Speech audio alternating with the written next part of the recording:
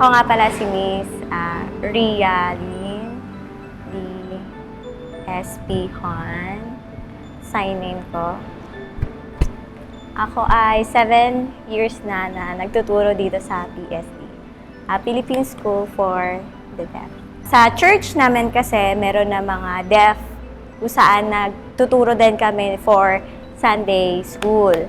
So, naisip ko and maybe yun na rin yung naging way ni God to become a teacher for the deaf. Ang dami palang mga deaf na kailangan ng tulong. So, ako, nag-decide na rin ako na maging teacher. So, mag-aral ako ng sign language para din makatulong sa kanila. In the first place, para maintindihan ko rin sila kung saan ba sila nanggagaling, ano ba yung culture nila.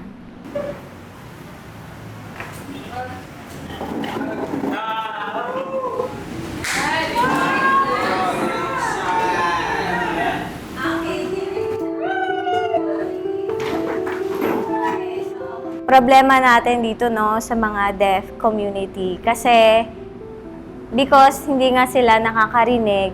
So, mahirap sa kanila na kapag merong announcement through talk, hindi naman nila naririnig. So, nadidelay yung pagbibigay ng information. Nagpapanik na ang lahat, pero sila na mga deaf, parang relax pa lang din. Saka lang nila malalaman pag nagtingin-tingin sila sa paligid nila.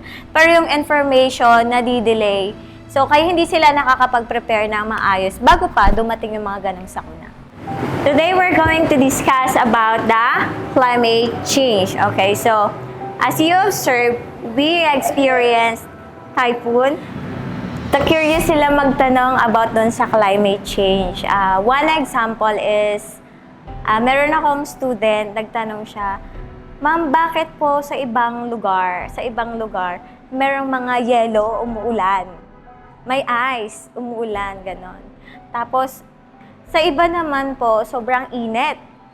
So, sabi ko, that's the effect of climate change. The next picture we have is, what did you observe? It's a dry land. Okay? Because of the hot weather condition of our planet, because of the greenhouse effect. So, we observe the land is very dry. Okay. Next is typhoon. Or, mahirap siya ituro, lalo na kapag hindi mo alam yung mga signs. Or nag-start ka palang magturo dito sa deaf school. Kasi iisipin mo, paano ba nila maiintindihan yung gusto mong sabihin kung hindi mo pa alam yung mga signs. Kaya kailangan may mga visual aids na ipapakita, mga presentation, mga video presentation, yung mga totoong senaryo nangyayari.